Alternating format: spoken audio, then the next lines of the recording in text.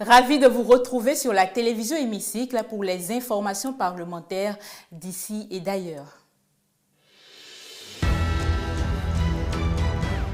Au sommaire de cette édition, nous parlerons du contrôle parlementaire de l'action du gouvernement, un exercice qui est l'apanage même des membres de l'Assemblée nationale et qui constitue un outil de transparence et de responsabilité du gouvernement.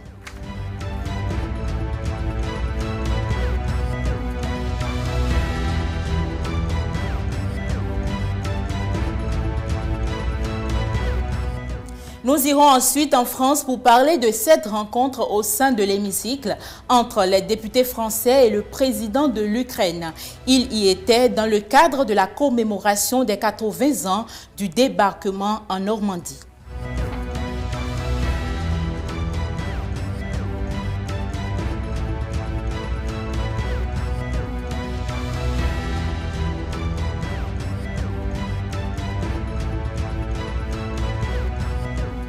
En fin d'édition, nous irons découvrir les missions et attributions du service du patrimoine non financier et de l'entretien de l'Assemblée nationale du Bénin. Un service parmi tant d'autres qui assure un rôle très important pour la bonne marche des activités parlementaires.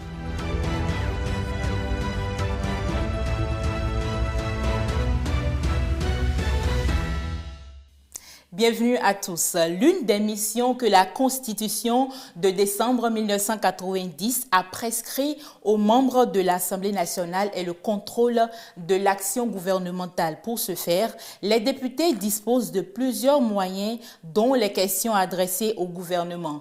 Parmi ces questions figurent celles orales avec ou sans débat. Quelles sont les différentes procédures qui encadrent ce type de questions? Suivez ce reportage pour en savoir davantage.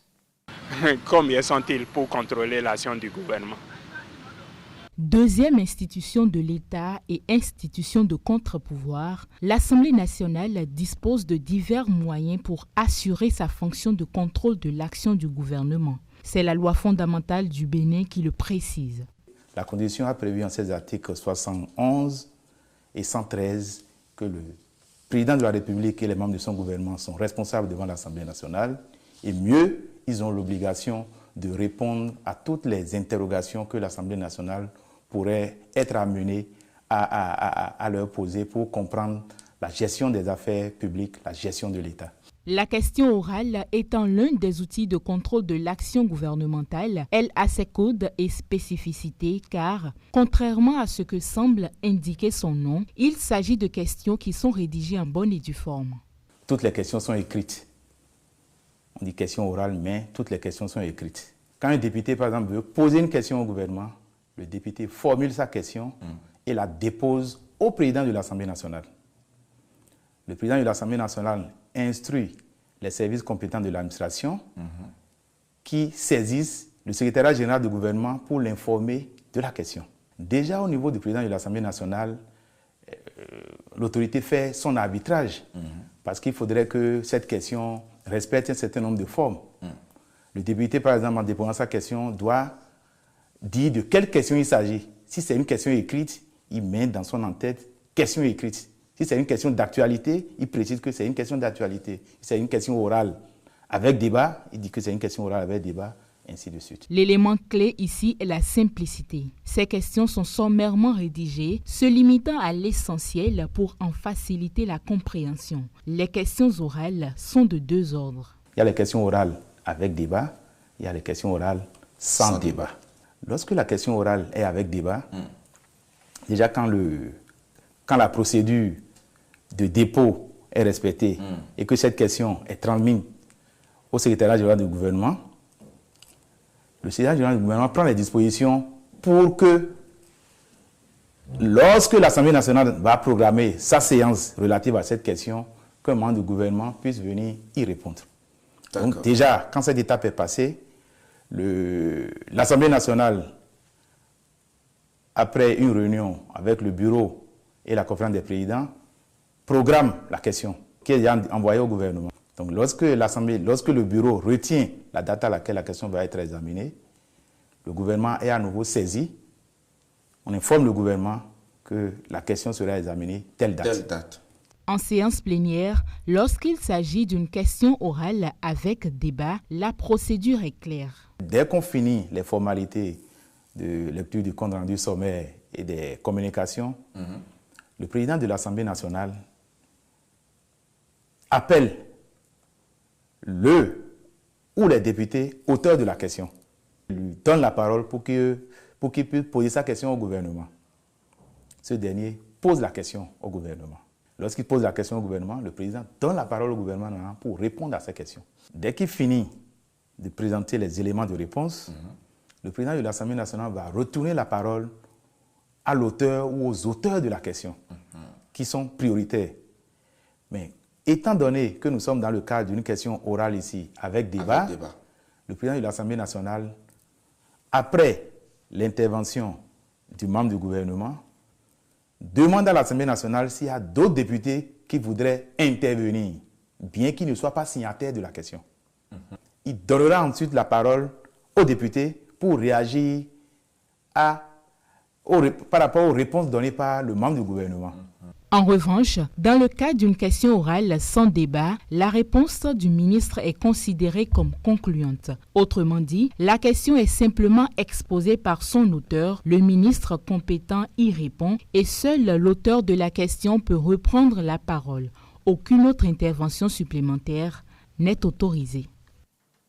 Vous le savez, ce dimanche 9 juin 2024, les citoyens des pays européens se sont rendus aux urnes pour élire les prochains députés devant siéger au sein de leur Parlement continental. Des élections européennes à l'issue desquelles le parti de l'extrême droite appelé Rassemblement national est arrivé en tête en France. Suite à cela, le président de la République française, Emmanuel Macron, a décidé de dissoudre l'Assemblée nationale. Autrement dit, il a mis fin de manière anticipée au mandat des députés. Les détails avec Gilles-Christ Chili.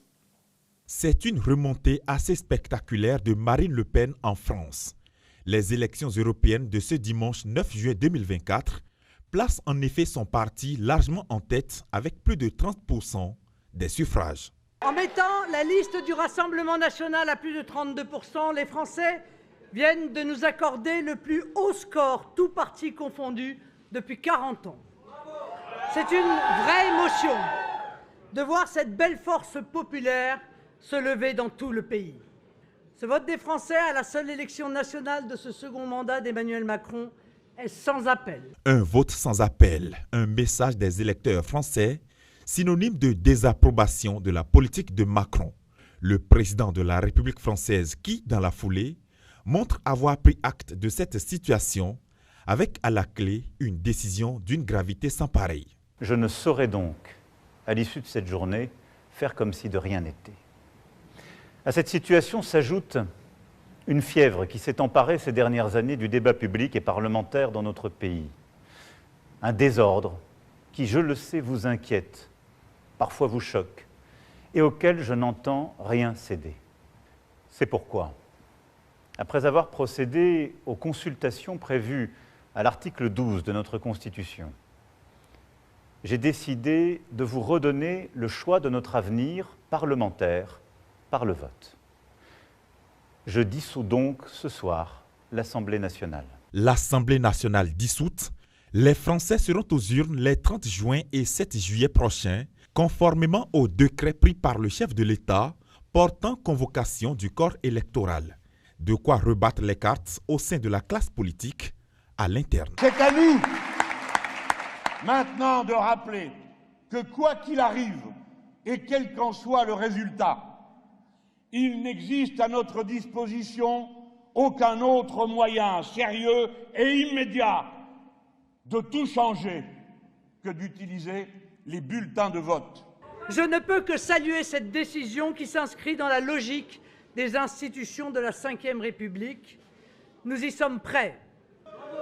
Nous sommes prêts à exercer le pouvoir si les Français nous font confiance lors de ces futures élections législatives. Nous sommes prêts à redresser le pays, prêts à défendre les intérêts des Français. Si le Rassemblement national est arrivé largement en tête de peloton, à l'issue des élections européennes de ce dimanche, le parti tient à rééditer le même exploit lors des prochaines législatives. Le cas échéant, le président de la République devra faire de la cohabitation avec Le Pen ou Bardella à Matignon. Un risque qu'Emmanuel Macron est prêt à prendre. Bien avant sa dissolution prononcée dimanche dernier, l'Assemblée nationale française avait accueilli le président de l'Ukraine. Volodymyr Zelensky s'est adressé aux députés au sein de l'hémicycle au sujet de la guerre que mène son pays depuis plus d'1 an déjà face à la Russie. C'était ce vendredi. Je vous propose d'écouter sa déclaration. Bataille pour l'Ukraine a désormais pour l'Europe la même signification existentielle que les batailles gagnées par des générations précédentes d'Européens. Cette bataille est à la croisée des chemins. C'est le moment où nous pouvons tous ensemble écrire l'histoire, à laquelle nous aspirons, ou bien nous pouvons devenir victimes de l'histoire comme le veut notre ennemi. Je souligne notre ennemi commun. Nous devons nous rappeler qu'à l'extérieur, il y a un ennemi qui ne laisse ni des nations, ni d'êtres humains où il vient. Il ne laisse pas le droit de choisir comment on peut vivre. Regardez qu'est-ce qui est le contrôle russe. C'est des ruines incendiées et des aires de nos villes. Et ça, c'est des faits. Regardez ce que Poutine fait de son propre pays et de son propre peuple. C'est un territoire où la vie n'a plus de valeur. C'est tout le contraire de tout ce à quoi nous aspirons et de nos valeurs. C'est le contraire de la liberté, le contraire de l'égalité et le contraire de la fraternité. Donc c'est le contraire de l'Europe. C'est l'anti-Europe. Voilà ce que c'est Poutine.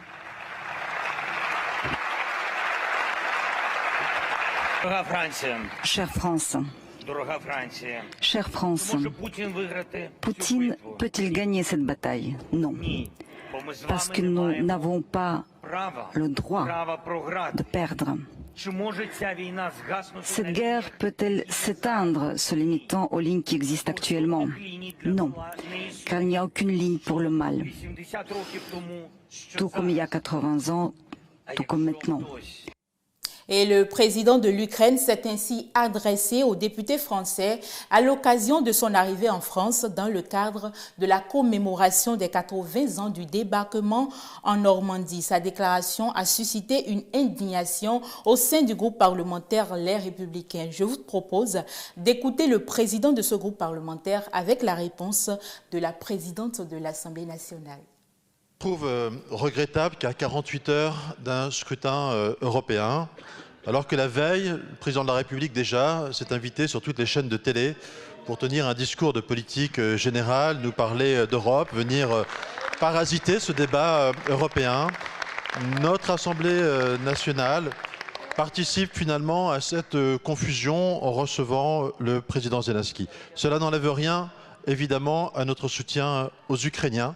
Mais je crois sincèrement que notre Assemblée nationale aurait dû se tenir en dehors de ne pas participer à ce mouvement et qu'il est déplacé d'inviter à 48 heures d'un scrutin le président Zelensky à venir s'exprimer devant l'Assemblée. Ça fait plusieurs jours que nous sommes en contact avec le président Zelensky. Il est en France à l'occasion des commémorations des 80 ans du débarquement. Il a été invité par le président de la République. Effectivement, nous ne choisissons pas la date de commémoration du 80 ans du débarquement qui arrive le 6 juin, à 3 jours du scrutin des élections européennes.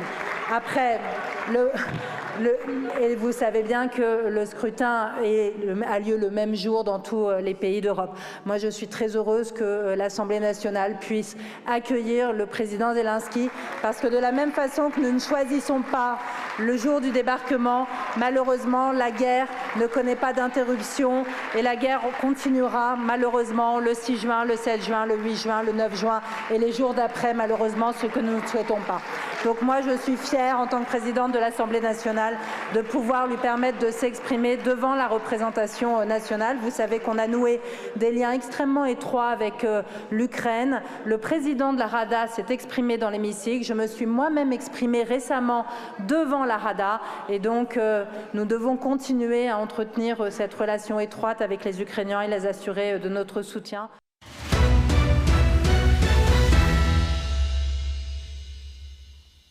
Nos confrères de la presse écrite nous apprennent aujourd'hui l'historique victoire du Bénin face au Nigeria 2-1. Une impressionnante performance comptant pour la 4e journée des qualifications pour le Mondial 2026. La crise Bénin-Niger qui fait l'actualité depuis quelque temps a également nourri les colonnes de quelques journaux parvenus à la rédaction de Télé-Hémicycle. On retrouve Ilyas Sadé-Leke pour la revue de presse. La revue de presse, bonjour à tous. En prélude à une mission de contrôle parlementaire à Tiaro et Ndali, le journal Le Coopérant nous apprend ce jour que l'UNASEB, entendez, l'unité d'analyse, de contrôle et d'évaluation du budget de l'État, a outillé les députés pour une meilleure évaluation du programme des cantines scolaires. Au devant de la scène et sous les feux des projecteurs ce mardi, encore la crise entre le Bénin et le Niger. Matin Libre nous apprend dans sa parution du jour qu'il y a blocage du pétrole nigérien à Semenkoji, le deuxième navire finalement déconnecté d'un terminal sans une goutte de brut, alors qu'un troisième navire navigue dans les eaux dans l'incertitude. Parlons éducation à présent. Le journal Les 4 Vérités s'intéresse au brevet d'études du premier cycle 2024 et dit que c'est Porto Novo qui a abrité le lancement au plan départemental. Sur le même sujet, le Matin nous renseigne matinalement que sur 124 860 candidats inscrits, il y a 61 696 filles qui planchent depuis hier. Le même journal nous introduit dans les couloirs de la Cour constitutionnelle en passant au scanner le bilan des 360 jours de l'institution. Mon confrère souligne qu'après un an d'exercice, la Cour SOSA a déjà rendu 160 décisions.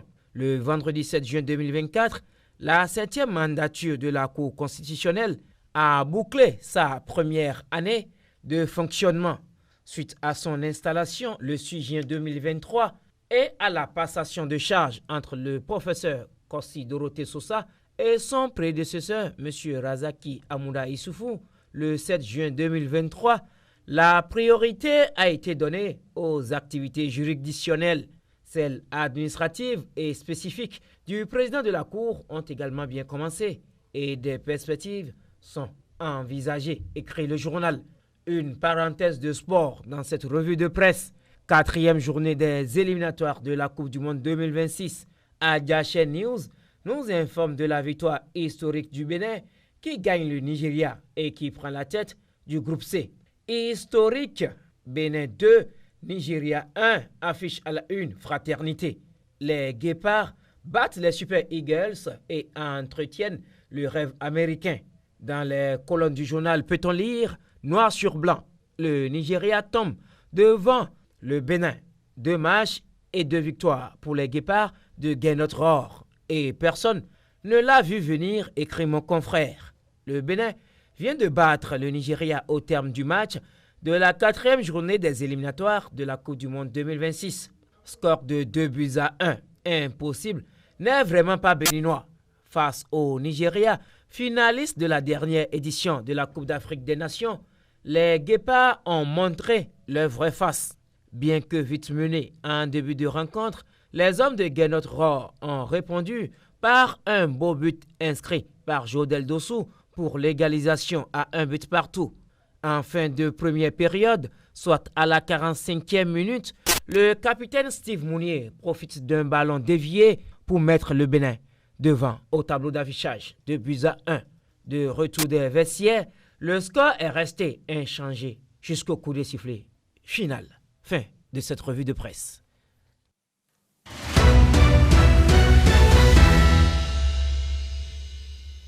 Notre page magazine du jour est consacrée au service du patrimoine non financier et de l'entretien de l'Assemblée nationale du Bénin. Placé sous la direction de la Questure, il joue un rôle capital. C'est un service qui appuie les différents bureaux de l'administration parlementaire en ressources matérielles. Il est garant des outils de travail dont a besoin chaque fonctionnaire parlementaire dans l'accomplissement de ses fonctions. Estelle Doponou est allée à sa découverte pour nous.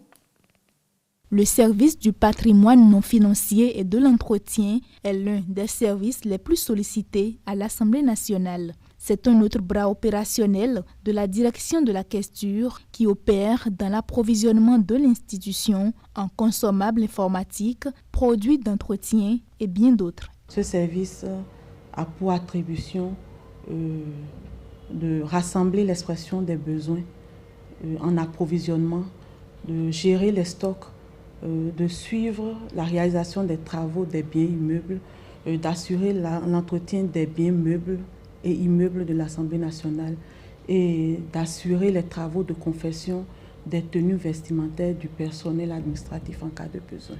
3 divisions fortifient ce service. La division approvisionnement des magasins qui intervient essentiellement dans l'approvisionnement et de la gestion des stocks. Elle rassemble tout ce dont l'Assemblée nationale a besoin dans le domaine de l'informatique, du mobilier et du matériel roulant. D'autres divisions sœurs sont également mêlées à la danse. La division du patrimoine immobilier s'occupe principalement des biens meubles de l'Assemblée nationale, de l'entretien des biens meubles, de toute réparation au niveau de ces biens meubles-là. Donc l'entretien au quotidien, le nettoyage, la propreté de la maison, c'est cette division qui s'en occupe. Les réparations, des climatiseurs, des groupes électrogènes et tout. L'électricité, tout ce qui a rapport aux biens immeubles de l'Assemblée nationale. La division du patrimoine mobilier s'occupe des biens meubles de l'Assemblée. Donc dans cette catégorie, nous avons le matériel informatique, les mobiliers. C'est également cette division qui s'occupe du parc automobile de l'Assemblée nationale, des réparations des véhicules et autres. Comme dans toute administration, le service du patrimoine non financier et de l'entretien vit aussi avec ses réalités. C'est un service très sollicité en fonction des urgences. C'est un service qui doit régler des questions matérielles. Et donc, les pannes ne s'annoncent pas. C'est que vous venez, vous avez votre programme, mais vous venez, vous êtes confronté à d'autres réalités. Donc, vous avez des pannes que vous devez gérer, urgentes que vous devez gérer. Donc, c'est un service dans lequel on est tout le temps en train de courir. Et c'est un service dans lequel aussi nous prenons beaucoup sur nous parce que nous avons à gérer beaucoup de frustration. Un fonctionnaire qui se retrouve sans électricité ou sans matériel informatique est frustré et entend être satisfait immédiatement. Et donc, nous faisons notre possible pour satisfaire. Ainsi, se donner corps et âme pour la satisfaction entière de tout le personnel parlementaire est et reste sans embâche, ce qui justifie l'existence du service du patrimoine non financier et de l'entretien du Parlement béninois. Et c'est ainsi que s'achève cette édition du journal. Merci de votre aimable attention et bonne suite de programmes sur la télévision Hémicycle.